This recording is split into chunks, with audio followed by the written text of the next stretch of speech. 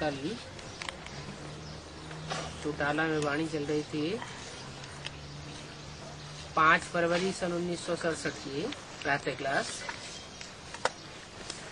तीसरे पेज की दूसरी लाइन में बात चल रही थी,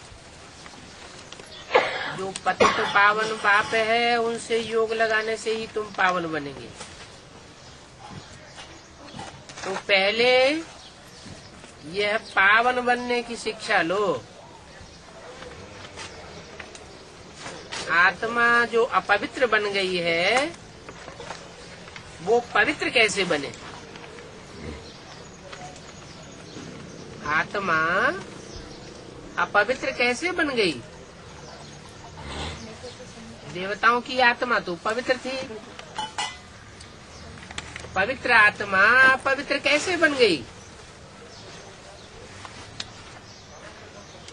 कैसे का कोई जवाब तो होगा ना। जो दूसरे धर्म की आत्माएं आई, विपरीत धारणा सिखाने वाली आत्माएं आई, उनके संग के रंग में आने से जो देव आत्माएं थी वो पावन से पतित बन गई।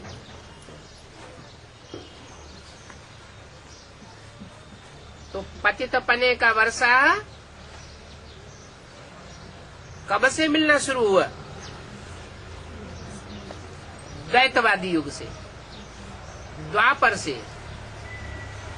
जब से दो धर्म, दो धारणाएं शुरू हो गई। सबसे पहली बात पवित्रता के बारे में। देवताएं जो सतयुग त्रेता में व्यभिचारी थे, वो द्वैतवादियों के आने से व्यभिचारी बन गए। वहाँ देवताएं सतयुग त्रेता में मर्यादा पुरुषोत्तम होते थे। उनकी मर्यादा स्नेह और प्यार की एक में बंधी हुई होती थी सारा जीवन। सिर्फ एक जीवन की बात नहीं है, जन्म जन्मांतर की बात है। वो मर्यादा इन विदेशियों और विधर्मियों के संग के रंग में आने से टूट गई। और टूटने की शुरुआत कहाँ से हुई? जैसे सतयुग के राधा कृष्ण दिखाए गए हैं, लक्ष्मी नारायण दिखाए गए हैं, तो राधा कृष्ण की दृष्टि एक दूसरे में डूब रही है। उनकी दृष्टि किसी और में नहीं जाती, राधा की दृष्टि कृष्ण में जाती, कृष्ण की दृष्टि राधा में जाती। वो पवित्र दृष्टि वृत्ति की बात द्वापर से बिगड़ गई। जो व्यभिचार फैलाने वाले धर्म आए, उन्होंने आकर के दृष्टि में, वृत्ति में व्यभिचार फैला दिया। और तब से भारत का पतन होना शुरू हुआ।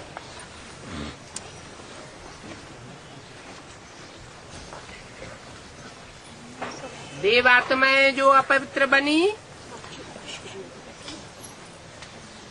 वो फिर अब पवित्र कैसे बने?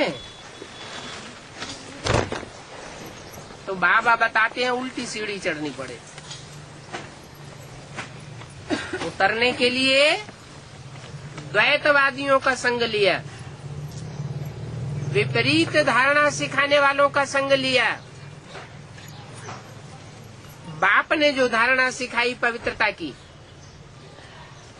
एक में प्रीति रखो, एक में दृष्टि, वृत्ति और कृति, कर्म इंद्रियों की प्रीति रखो। वो धारणा को विधर्मी आत्माओं ने तोड़ दिया और हम उनके देव आत्माएं उनके संग के रंग में आ गई। अब पवित्र कैसे बने? नीचे उतरे व्यभिचार से, तो ऊपर कैसे उठेंगे? उनके संग के रंग में आने से हम परमात्मा को भी सर्वव्यापी समझ बैठे, ताकि सर्व में हमारी प्रीति जुट जाए। सब में प्रीति जुटाएंगे तो ऊपर उठेंगे या नीचे गिरेंगे। अभी बाप कहते हैं मैं सर्वव्यापी नहीं हूँ। हर आत्मा में परमात्मा का वास नहीं है।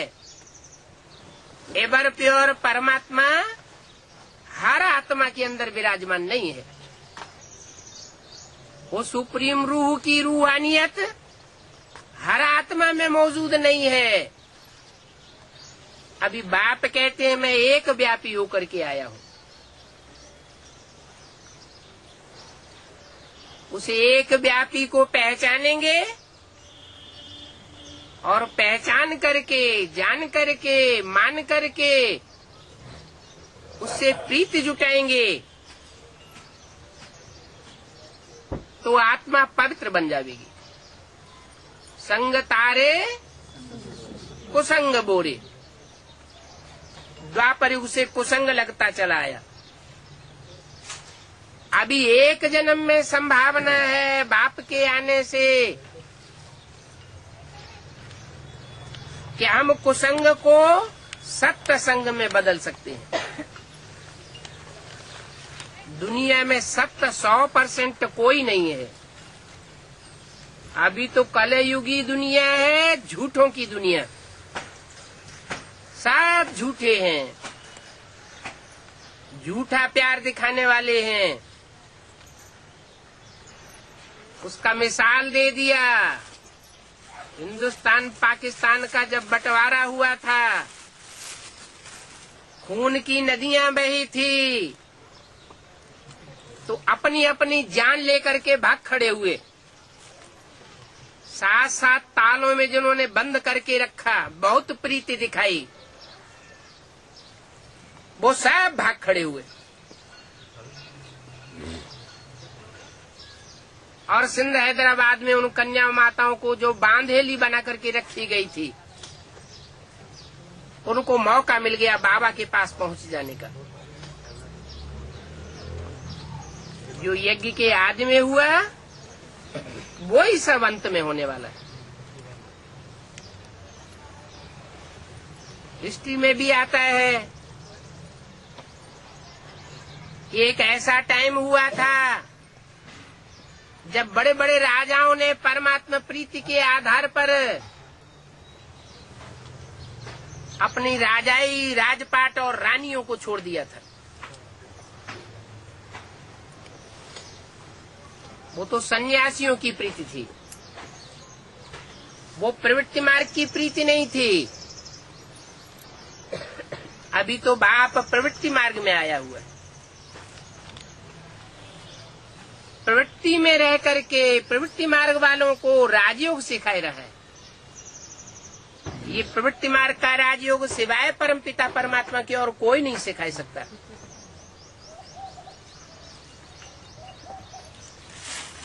सन्यासियों ने अगर सिखाया होता तो वो अपनी प्रवृत्ति को छोड़ करके क्यों भागते जंगलों में। ये तो बाप ही है जो बेहद की प्रवृत्ति संसार में आकर के जुटाता है और बेहद की प्रवृत्ति भी निभाता है, अंत तक निभाता है। अभी बाप कहते हैं कि तुम्हारी आत्मा जो अपवित्र बन गई वो पवित्र बनती है, एक के संग के रंग से पवित्र बनती है। ये आत्मा रूपी बैटरी है। जैसे बैटरी डिस्चार्ज हो जाती है तो दूसरी बैटरी से जोड़ दी जाती है, तो जो बड़ी बैटरी से बैटरी जुड़ती है उसकी ताकत उसमें आ जाती है। ये आत्मा रूपी बैटरी तो नंबरवार है। सुप्रीम सोल तो जनरेटर है। उसे बड़ी सी बड़ी बैटरी नहीं कहेंगे। वो बैटरी कभी खलास नहीं होती है। उसके लिए शास्त्रों में कहा गया है, पूर्णमिदं पूर्णमदः पूर्णात् पूर्णमुदच्यते पूर्णस्य पूर्णमादाय पूर्णमेवावशिष्यते। ये पूर्ण है। इस पूर्ण में से पूरा ही निकाल लिया जाए तो भी ये पूरा का पूरा ही बचा रहता है। ये तेज कभी खलास होने वाला नहीं है। आत्माओं का तेज खलास हो जाता है। इसलिए आत्माएं पवित्र से अपवित्र बनती है। आत्माओं का बाप परमात्मा सुप्रीम सोल कभी भी अपवित्र नहीं बनता। कितने भी क्लोज कनेक्शन में आए, दृष्टि के क्लोज कनेक्शन में आए, वृत्ति के को क्लोज कनेक्शन में आए, कर्मेंद्रियों के क्लोज कनेक्शन में आए, जिसकी यादगार शिव के मंदिर में दिखाई जाती है।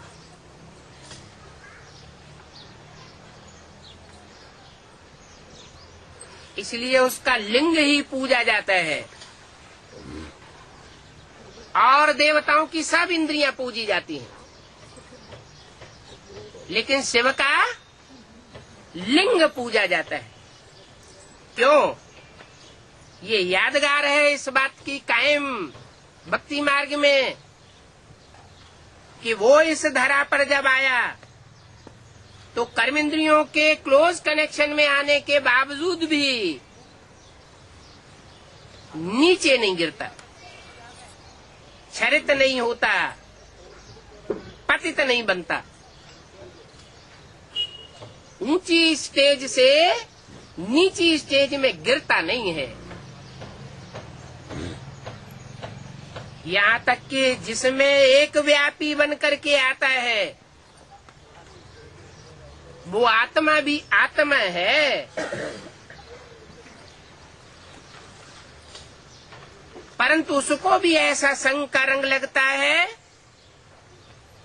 कि ज्यादा समय तक नीचे गिरा हुआ नहीं रह सकता, क्योंकि सुप्रीम सोल उसमें प्रवेश करता है। मन संग का रंग सबको लगता है, रामकृष्ण की आत्माओं को भी लगता है, जिनमें प्रवेश करके परमात्मा 84वें अंतिम जन्म में माता पिता के रूप में संसार के सामने प्रत्यक्ष होते हैं। उन माता पिता का नाम दिया हुआ है शास्त्रों में, जगतम पितरम वंदे पार्वती परमेश्वरो। वो जगत के माता पिता बनकर के संसार के सामने प्रत्यक्ष होते हैं। उनकी यादगार शिव के मंदिर में दिखाई हुई है। वो यादगार ये साबित करती है कि योगी जीवन प्रवृत्ति में रह करके योगी जीवन बने, तब बात है। निवृत्त होकर के, दूरवाज खुशवाज होकर के पवित्र बन लिए अल्पकाल के लिए, ये कोई बड़ी बात नहीं। और जो भी धर्म पिताएं आए या जो भी फॉलोअर्स हुए, वो सब निवृत्ति मार्ग के हुए। चाहे वो इब्राहिम, बुद्ध, क्राइस्ट, गुरु नानक हो, और चाहे वो ब्रह्मा हो दादा लेखराज के रूप में, जिनकी पूजा मंदिरों में नहीं होती, मूर्तियां नहीं बनती,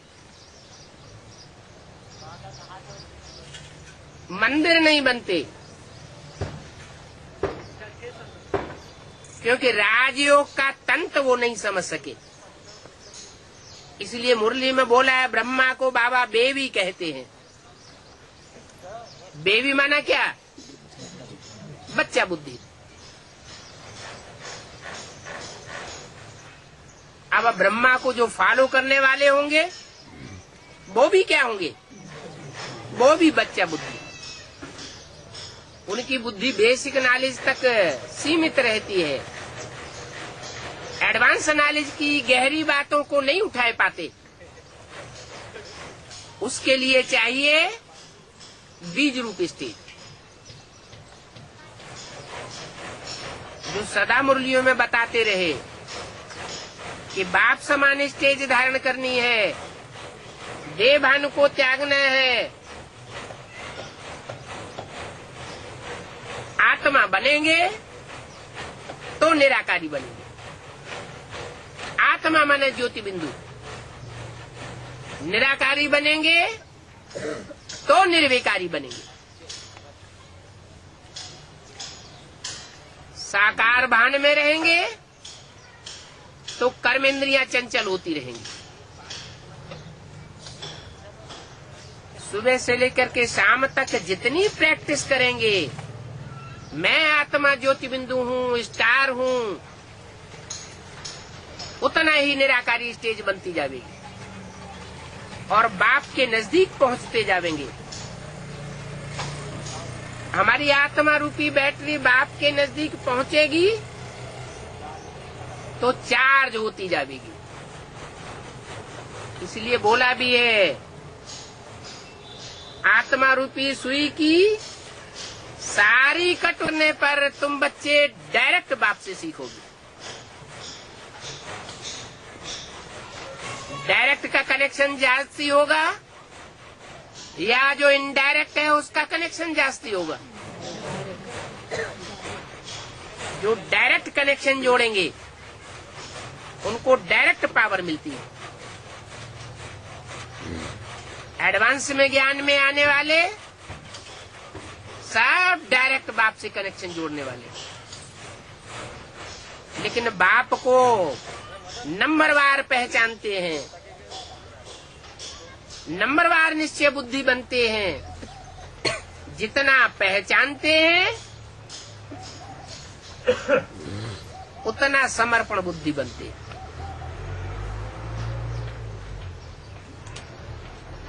कम पहचानते हैं तो तन मन धन कम ही समर्पण कर पाएंगे। सारा मदार ज्ञान के ऊपर है। ज्ञान माने जानकारी, जानकारी माने पहचान, बाप की पहचान। वो बाप की पहचान वो ही कर सकते हैं जो पहले आत्म की स्थिति में स्थित हो जाए, निराकारी बने। ये बाप समान स्टेज धारण करेंगे तो निराकारी निर्विकारी बनेंगे, निर्विकारी जो है वो निरहंकारी बनेंगे। अहंकारियों को बाप पसंद नहीं करता।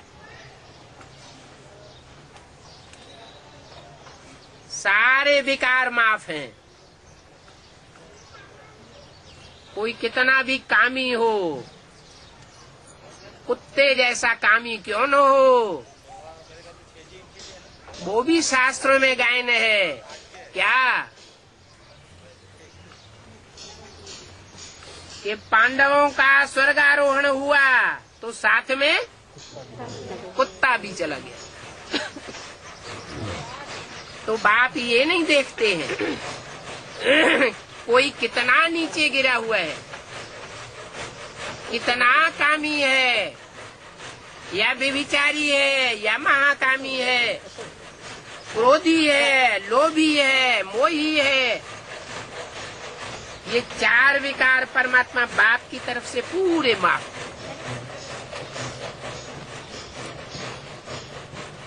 लेकिन अगर अहंकारी है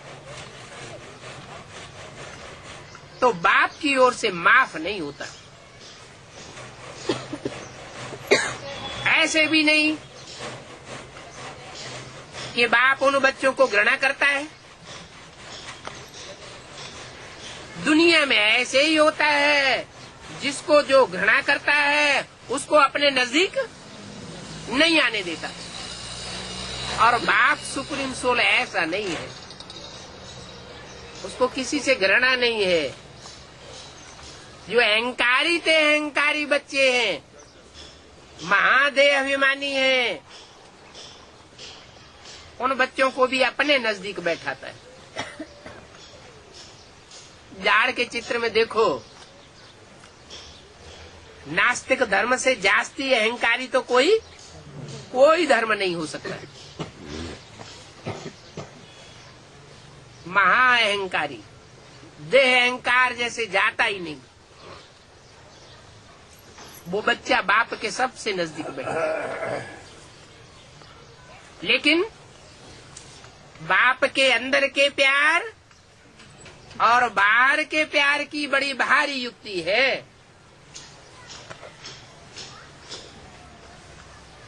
देखने में बच्चा भी समझता है कि बाबा हमको बहुत प्यार करता है। जैसे माउंट आबू की सभा जुड़ी हुई होती है व्यक्त बाप दादा की, तो चिपक करके कौन बैठते हैं?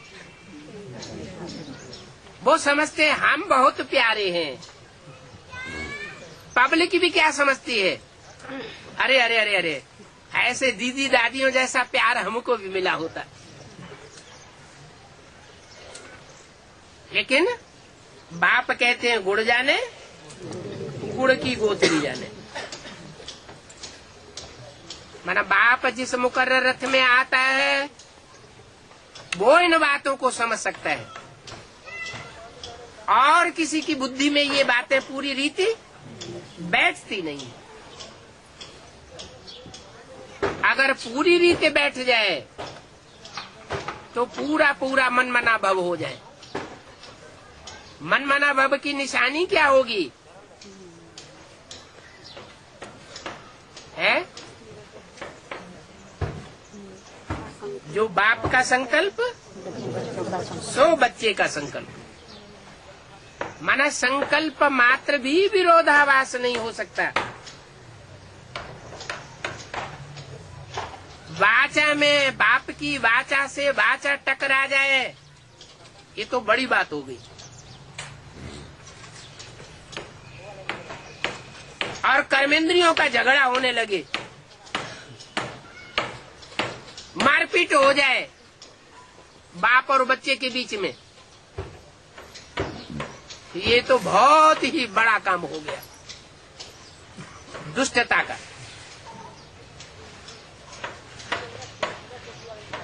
मनमना भव मना संकल्प मात्र भी विरोधाभास नहीं। जो बाप चाहता है वो ही बच्चा करेगा। जो बाप बोलता है बच्चा वही बोलेगा। जो बाप की भाषा सो बच्चों की भाषा। जो बाप बच्चों से कर्म कराना चाहता है बच्चे वही कर्मेंद्रियों से कर्म करेंगे, दूसरा कर्म नहीं कर सकते। अगर करते हैं या बोलते हैं या सोचते हैं बाप के विपरीत सोचते हैं, करते हैं, बोलते हैं, तो इससे साबित होता है कि वो मनमना भव की लिस्ट में नहीं है। ऐसे जो मनमना भव होते हैं वो वही बच्चे हो सकते हैं जिन्होंने बाप को पूरा पूरा अच्छी रीति पहचाना हो। इसलिए कहते हैं कि ज्ञान पहला सब्जेक्ट है। ज्ञान माना जानकारी। 4 सब्जेक्ट्स में पहला नंबर किसका रखा? ज्ञान। उसके बाद ज्ञान के आधार पर योग।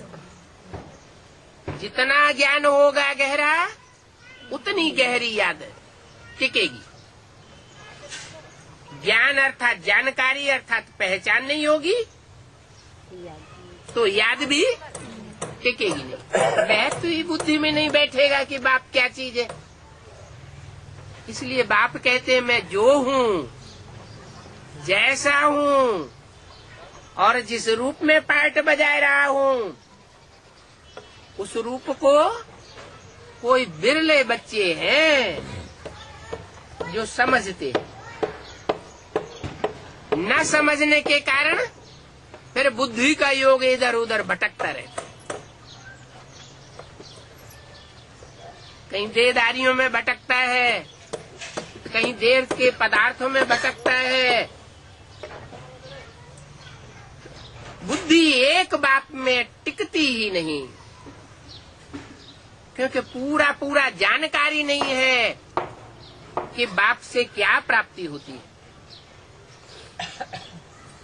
बाप से प्रीति बुद्धि होने से क्या प्राप्ति होती है, और कोई भी बात में बाप से विपरीत बुद्धि होने में क्या प्राप्ति हो जाती है। कितना बड़ा घाटा हो जाता है, ये बुद्धि में जब तक बैठा नहीं है तब तक जैसे राजयोग सीखा ही नहीं। ये राज भरा हुआ है। योग माना लगाओ, इसका नाम है राजयोग। लगाओ माने अटैचमेंट। दुनियावी व्यक्तियों में, दुनियावी पदार्थों में अटैचमेंट होता है तो उसकी निशानी क्या होती है?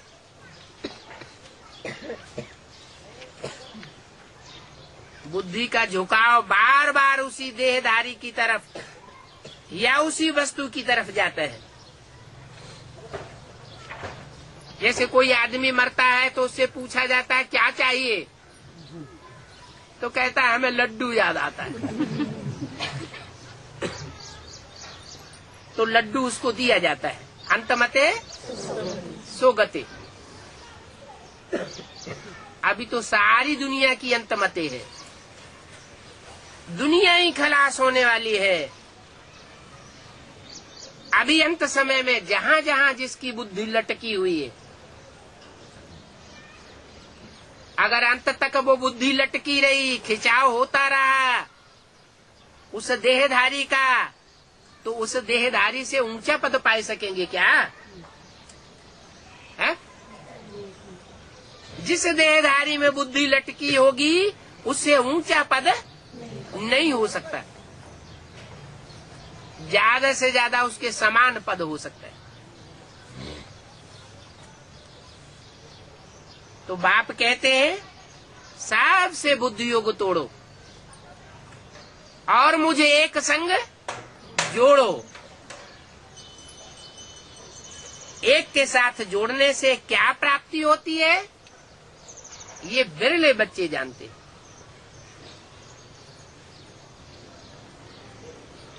ये जानकारी मैं ही आकर के देता हूँ। क्या जानकारी? बाप का परिचय। ये बाप का परिचय बाप के सिवाय और कोई दे ही नहीं सकता।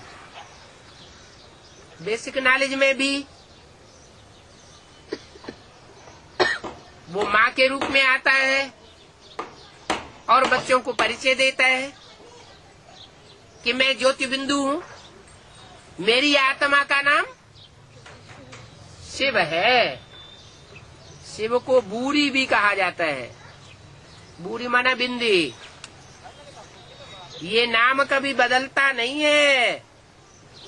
मेरी आत्मा का नाम शिव ही है और रूप भी बिंदी है। ये रूप भी नहीं बदलता और नाम भी नहीं बदलता। बदलता कब है? कब बदलता है? जब कोई में प्रवेश करते हैं तो मेरा नाम भी बदल जाता है और रूप भी बदल जाता है। मानो मुकर्रर रथ में प्रवेश करते हैं तो नाम क्या हो जाता है? हैं? मुकर्रर रथ में प्रवेश करते हैं तो मेरा नाम शिव से बदलकर क्या हो जाता है?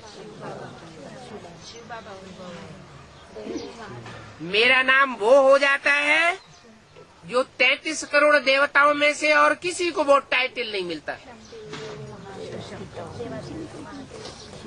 शिव का नाम 33 करोड़ देवताओं में से किसी के साथ नहीं जोड़ा जाता, सिर्फ है जिसे देव देव महादेव कहा जाता है, जो देवताओं में सबसे बड़ा देवता है, उसके साथ मेरा नाम जोड़ा जाता है और किसी के साथ नहीं जोड़ा जाता। क्यों? 33 करोड़ देवताओं में एक के साथ ही क्यों जोड़ा जाता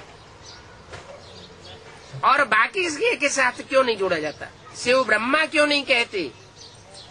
शिव विष्णु क्यों नहीं कहते?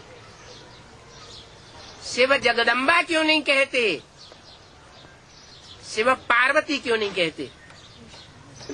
शिव सीता क्यों नहीं कहते? कहते हैं क्या? नहीं कहते। क्यों नहीं कहते? भोलानाथ है? भोलानाथ भोलानाथ कारण क्या है? सबसे बड़ा भाई। क्योंकि वो लव में लीन होने वाली जो स्टेज है, 100% प्यार में डूब जाना, जिसकी परीक्षा भी हो।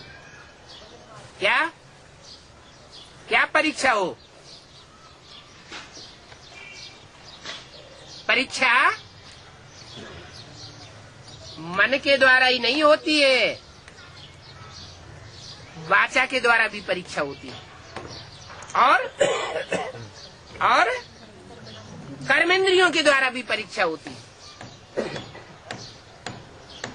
देखा जाता है कि वो वाचा किसका गुणगान करती है।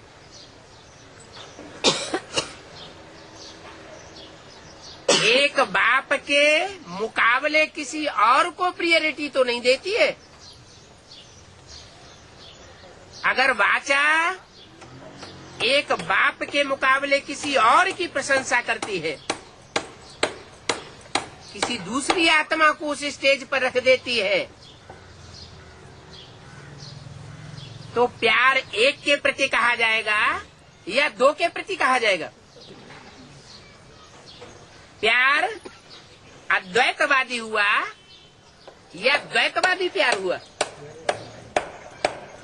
द्वैतवादी हो जाता। और जहाँ दो के साथ प्रीति होती है वो कभी परिपूर्ण नहीं होती।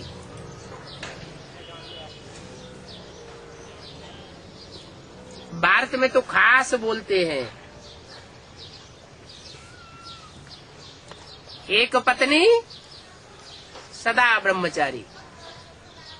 सिखों में भी कहते हैं, राम का मिसाल देते हैं। कौन से विशेष गुण का? मर्यादा पुरुषोत्तम का। तो वाचा में भी एक आकार हो जाए। वो वाचा चाहे माँ के रूप में बोली गई हो ब्रह्मा के मुख से,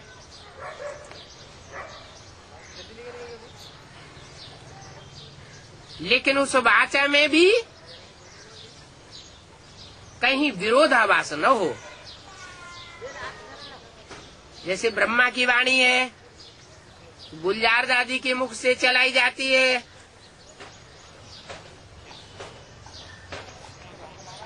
कोई क्रास नहीं दिखाई पड़ता मुरली में और अव्यक्त वाणी में। किसी वाक्य में किसी को कोई क्रास दिखाई पड़ा हो, विपरीतार्थक बातें दिखाई पड़ती हो, तो बतावे। मुरली का कोई पॉइंट अव्यक्त वाणी के कोई पॉइंट को काटता हो तो कोई बतावे। कोई पॉइंट नहीं काटता। अव्यक्त वाणी जैसे मुरलियों के पैरेलल चलती है, साथ साथ चलती है। फिर तो दादा लेखराज ब्रह्मा को भगवान का रूप हो जाना चाहिए। फिर भगवान के रूप में उसकी पूजा क्यों नहीं होती?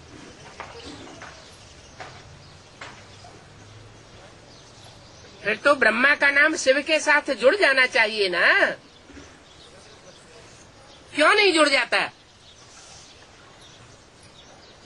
जब ब्रह्मा के द्वारा जो भी वाणी बोली गई गुलजार दादी के थ्रू, वो सारी की सारी वाणी इतने वर्ष चलाई गई और मुरलियों के अनुकूल है, प्रतिकूल एक शब्द भी नहीं।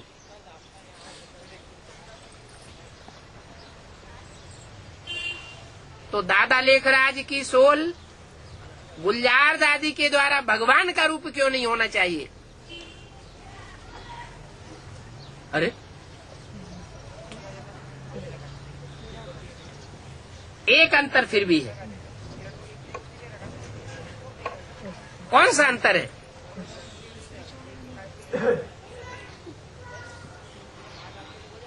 कोई की बुद्धि में नहीं आता है? पवित्र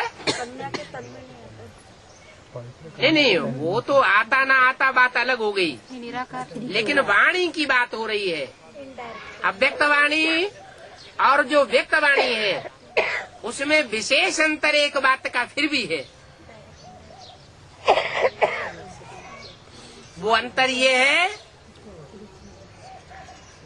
कि दादा लेखराज ब्रह्मा के तन के थ्रू जो वाणी चलाई जाती थी वो सुप्रीम सोल के द्वारा चलाई गई थी, और गुलजार दादी के तन के द्वारा जो वाणी चलाई जाती है वो सुप्रीम सोल के द्वारा नहीं चलाई जाती। किसके द्वारा चलाई जाती? देव आत्मा के द्वारा चलाई जाती। तो जो जैसा होगा वैसी ही पढ़ाई पढ़ाएगा। देवता होगा तो देवताई वाणी सुनाएगा। देवता माना धारणा युक्त। देवता किसे कहा जाता है? जो धारणाओं से भरा पूरा हो उसे कहेंगे देवता। धारणाहीन हो, ज्ञान तो रावण में भी दिखाया गया है चित्रों में। वेद शास्त्र रावण के हाथों में भी दिखाए जाते हैं और वेद शास्त्र ब्रह्मा के हाथों में भी दिखाए जाते हैं। फिर अंतर क्या है? कोई अंतर है? ब्रह्मा ने उस ज्ञान को धारण किया और रावण ने उस ज्ञान को धारण नहीं किया। इसलिए ब्रह्मा देवता की कोटि में आता है और रावण राक्षसों की कोटि में आता है। तो यहाँ वाणी की बात हो रही थी। दादा लेखराज ब्रह्मा के थ्रू जो वाणी चली और गुलजार दादी के थ्रू जो वाणी चल रही है उसमें खास अंतर किस बात का है? गुलजार दादी के जो द्वारा वाणी चल रही है उसमें धारणा के पॉइंट्स आते हैं, क्योंकि देव आत्मा की वाणी है। देव आत्मा ज्ञान सुनाएगी। देवताओं में ज्ञान होता है या धारणा होती है? धारणा होती है। तो वो देव आत्मा धारणा की वाणी सुनाती है और शिव बाप धारणा की भी बातें सुनाते हैं, तो साथ साथ ज्ञान की विशेष बातें सुनाते हैं। वो ज्ञान का सागर है। ये नहीं कहा जाता कि मैं धारणाओं का सागर हूँ। मेरा टाइटल सर्वगुण संपन्न 16 कला संपूर्ण संपूर्ण हिंसक मर्यादा पुरुषोत्तम मेरा टाइटल है। किसका? किसका? शिव बाप का। ये मेरा टाइटल नहीं है। मैं ज्ञान का सागर हूँ, प्यार का सागर हूँ, मुक्ति जीवन मुक्ति दाता हूँ, लेकिन सर्वगुण संपन्न 16 कला संपूर्ण मैं नहीं बनता। मैं तुम बच्चों को बनाता हूँ। जो ज्ञान मेरे अंदर है वो ज्ञान तुम बच्चों के अंदर भी आता है। तुम बच्चों के अंदर आता है, ये नहीं कहा इसके अंदर आता है। किसके अंदर? ब्रह्मा बाबा ब्रह्मा सरस्वती के अंदर वो ज्ञान आता है, ये नहीं कहा। तुम बच्चों के अंदर आता है। तो बाप ज्ञान का सागर, तो उसकी वाणी भी ज्ञान से भरी पूरी होती है। ये अंतर है ब्रह्मा की वाणी में और सुप्रीम सोल की वाणी में। ये अंतर होने के कारण ब्रह्मा शिव बाप से मिलकर के एक आकार नहीं हो सकता। अगर एक आकार हो गया होता तो शिव ब्रह्मा भी कहा जाता। शिव ब्रह्मा नहीं कहा जाता, शिव विष्णु भी नहीं कहा जाता। विष्णु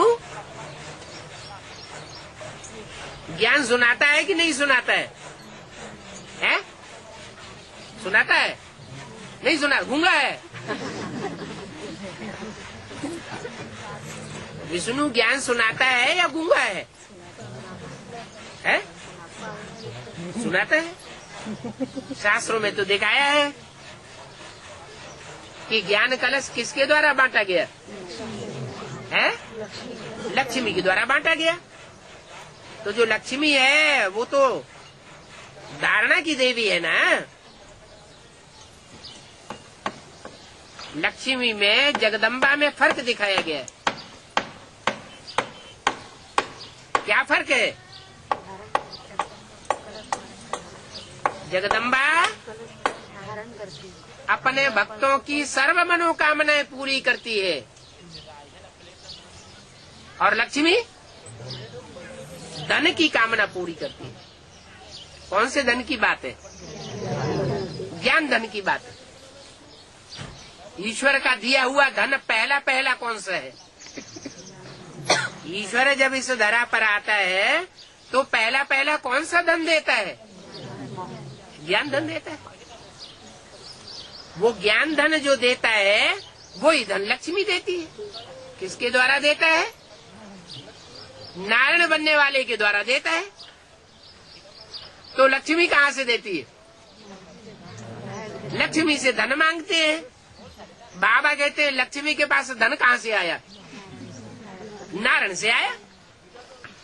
तो शिव का जो ज्ञान धन है वो पहले पहले किसने लिया है? नारायण ने लिया। नारायण ने लिया और लक्ष्मी ने नारायण से लिया। तो अंतर पड़ जाता है। क्या अंतर पड़ जाता है? कि लक्ष्मी भी बाप टीचर सदगुरु का रूप नहीं हो सकती। मैं बाप भी हूँ, टीचर भी हूँ और सदगुरु भी हूँ। बाप भी कोई साधारण बाप नहीं, सुप्रीम बाप, माना बापों का बाप। जो भी धर्म पिताएं हैं उन सबका बाप और सुप्रीम टीचर। और जो टीचर्स हैं उनको कोई न कोई पढ़ाई पढ़ाता है।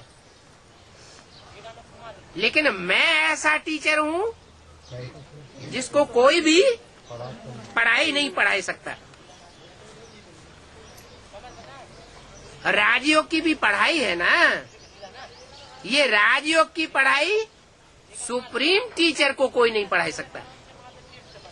वो सारी दुनिया को पढ़ाता है, उसको कोई नहीं पढ़ाता। इसलिए वो सुप्रीम टीचर है। और सदगुरु, बाकी दुनिया में जो भी गुरु हैं वो सब देहधारी गुरु हैं, उनको सदगुरु नहीं कहा जाता। कहते भी हैं एक सदगुरु अकाल मूर्त, कि दो चार सदगुरु अकाल मूर्त, एक सदगुरु अकाल मूर्त। तो जो एक सदगुरु है वो ही सच्चा है। सत्य माना सच्चा। कैसा गुरु?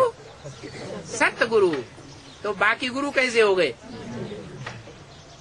बाकी सब गुरु नंबरवार झूठे हो गए। बल कहते हैं गुरुर ब्रह्मा गुरुर विष्णु गुरुर्देवो महेश्वर। ब्रह्मा को गुरु मान लेते हैं, विष्णु को गुरु मान लेते हैं, शंकर को गुरु मान लेते हैं। लेकिन शंकर में से अगर शिव को अलग कर दिया जाए तो वो सब रह जाएगा, वो अपनी ही सदगति नहीं कर सकता, तो दूसरों की सदगति कैसे करेगा? सदगति तभी कर सकता है जब दोनों बाप बेहद के बाप मिलकर के एक आकार हो जाए। आत्माओं का बाप वो भी बेहद का बाप है, और मनुष्य सृष्टि का बाप वो भी बेहद का बाप है। दोनों बाप मिलकर के जब एकाकार बन जाते हैं तब कहा जाता है सदगुरु। और सदगुरु निराकार होता है, माने बिंदी होता है या साकार होता है? सदगुरु सदगति करेगा तो क्या सिर्फ आत्मा की सदगति करेगा? शरीर की सदगति नहीं करेगा। सिर्फ आत्मा की ही सदगति करे तो कहेंगे 500 करोड़ की सदगति करके जाता है। करता है, एक जन्म की करता है सबकी, लेकिन अनेक जन्मों की सदगति और उसमें ये जन्म भी शामिल हो वो सिर्फ एक सदगुरु ही करता है, और सबकी नहीं करता। सिर्फ उनकी सदगति करता है जो नंबरवार मनमना भव बनते हैं, बाप के संकल्पों में मिलकर के एक हो जाते हैं, बाप की वाचा में मिलकर के एक हो जाते हैं, और बाप के डायरेक्शन के अनुसार कर्मेंद्रियों की चलन में एक हो जाते हैं।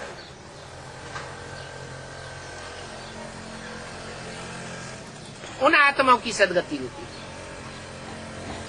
और शरीर सहित सदगति होती है। इसलिए बोला है आत्मा रूपी बिठैया और शरीर रूपी नवैया, दोनों का खिवैया एक बाप है। मैं ऐसा धोबी हूँ जो तुम्हारे शरीर रूपी वस्त्र को बढ़िया बना करके जाता हूँ। ऐसा धोबी किस काम का जो वस्त्र फाड़ के रख दे और कहे अगले जन्म में ले लेना। बाप कहते हैं नहीं, मैं तो इसी जन्म में तुम्हारे शरीर रूपी वस्त्र को कंचन काया बना कर जाता हूँ। आत्मा भी कंचन बनती है, सच्ची बनती है। कंचन माना सोना, सोना माना सच्ची। और आत्मा जिस शरीर में बैठी है वो शरीर भी कंचन काया बन जाता है, क्योंकि आत्मा का संग शरीर को लगता है।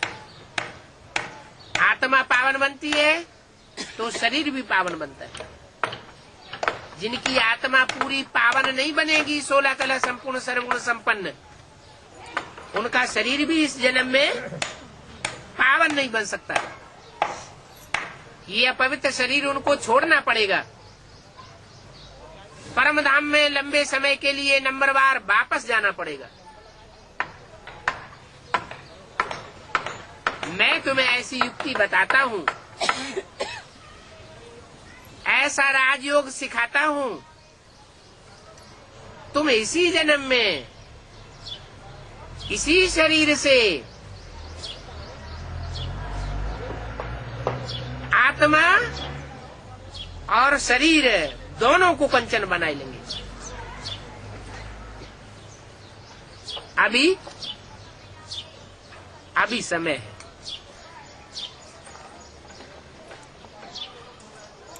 अभी फिर भी समय है बाप को पहचानने का और बाप का संग का रंग लेने का।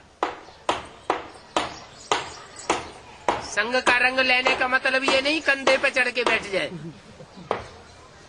ऐसे बहुत होते हैं कि सरेंडर हो जाते हैं और कहते हैं हम तो साथ ही रहेंगे, लेकिन रहें साथ में शरीर से और बुद्धि बाहर की दुनिया में भटकती रहे तो आत्मा का कल्याण होगा? मन बुद्धि को ही तो आत्मा कहा जाता है। मन बुद्धि रूपी आत्मा बाहर की दुनिया में पड़ी हुई रहती है और तन शरीर से बाप के पास रहे पड़े हैं, बाप के घर में रहे पड़े हैं, बाप का अन्न खाते हैं, बाप के दिए हुए कपड़े पहनते हैं, बाप के दिए हुए मकान में रहते हैं, लेकिन मन बुद्धि बाहर भागती रहती है। तो मन बुद्धि रूपी आत्मा का कल्याण होगा? नहीं होगा। अच्छा, शरीर का कल्याण होगा?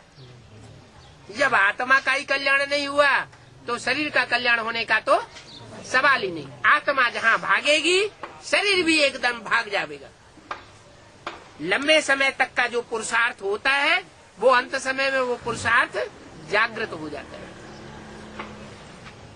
लंबे समय तक जैसा जैसा संकल्प करेंगे अंतिम क्षणों में वही संकल्प सिद्ध हो जाएगा। तो लंबे टाइम तक जिनकी बुद्धि बाहर रहेगी अंतमते सुगते हो जाएगी, बाहर की दुनिया में भाग खड़े होंगे। माया की जब फाइनल परीक्षा होगी, इसलिए बोला कि दिल से मुख से निकले बाबा मेरा बाबा। दिल की आवाज नहीं निकलती है, बाहर की आवाज से सुनाते हैं मेरा बाबा।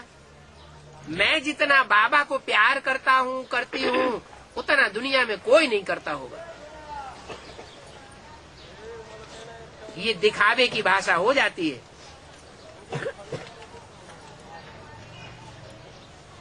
जिसके अंदर में भरा होगा मेरा बाबा, उसके चेहरे में और चलन से दिखाई पड़ेगा। क्या क्या दिखाई पड़ेगा? कि बाबा तो इनको मिला है और हमको नहीं मिला। चेहरा ये साबित कर देगा, दृष्टि वृत्ति ही ये साबित करेगी कि इनको बाप मिला है। दो शब्द भी किसी को सुनाएंगे ऐसी स्टेज में, वो दो शब्द भी वो अनुभूति के शब्द होने के कारण सुनने वाले के दिल में घर कर जाएंगे, वो बाप का बन जाएगा, देहधारी का नहीं बनेगा।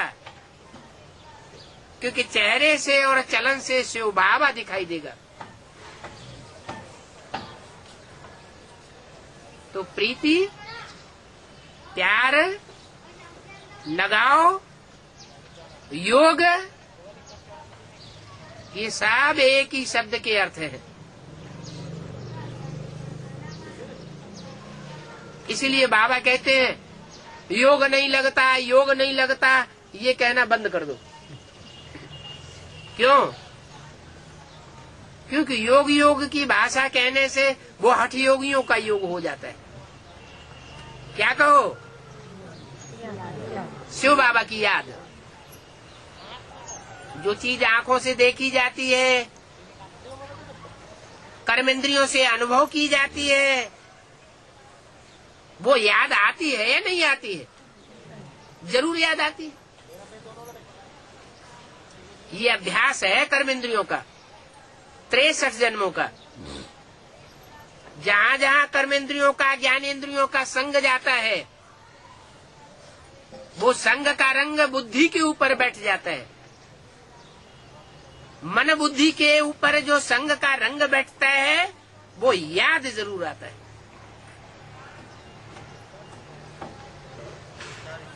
यहां भी बाबा कहते हैं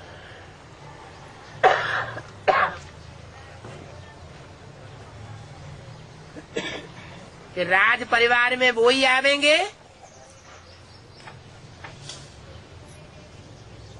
जो संगी साथी बनेंगे।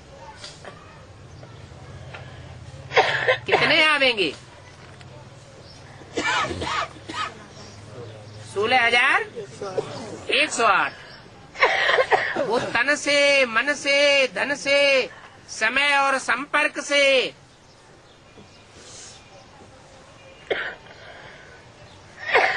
सरेंडर होने वाले होंगे या नॉन सरेंडर होंगे। उस लिस्ट में बांधेली माताएं आएंगी या नहीं आएंगी? है? वो तो तन से संग नहीं दे पाती है, धन से भी संग नहीं दे पाती है, धन उनके पास होता नहीं, पति के बंधन में होता है, तन भी नहीं, धन भी नहीं, समय भी नहीं दे पाती ईश्वरीय सेवा में, संपर्क में भी नहीं आ पाती, संबंधियों की ताकत भी नहीं लगा पाती, सारे संबंधी उनको छू छू करते हैं। फिर मन जो है वो सरेंडर होता है। तो मन जब लगातार सरेंडर रहेगा फाइनल परीक्षा तक, तो रिजल्ट क्या निकलेगा? अंत मते सोगते हो जाएगी।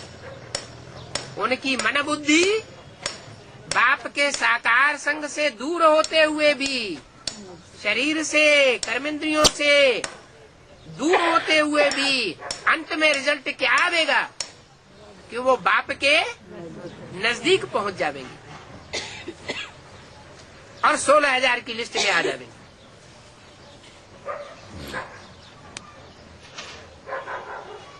और अभी मिसाल दिया,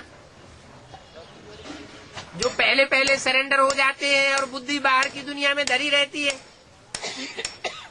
वो दूर हो जाएंगे। तो जो दूर हो जाएंगे अंत समय में, वो फिर 16,000 की लिस्ट में आवेंगे या नहीं आवेंगे? हैं? नहीं आएंगे। फालतू सरेंडर हुए हैं? फालतू सरेंडर हुए, भाग जाना चाहिए है? नहीं, नियम है कि जो भी एक बार भी सरेंडर हुआ तो बाप अंत तक साथ देने के लिए बांधा हुआ है।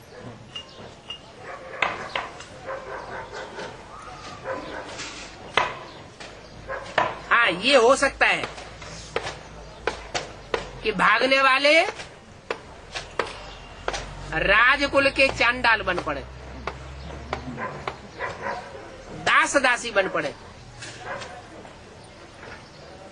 अब ये बात दूसरी है कि फर्स्ट क्लास दास दासी बनते हैं।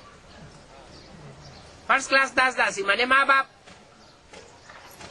या थर्ड क्लास दास दासी बनते हैं। ओम शांति।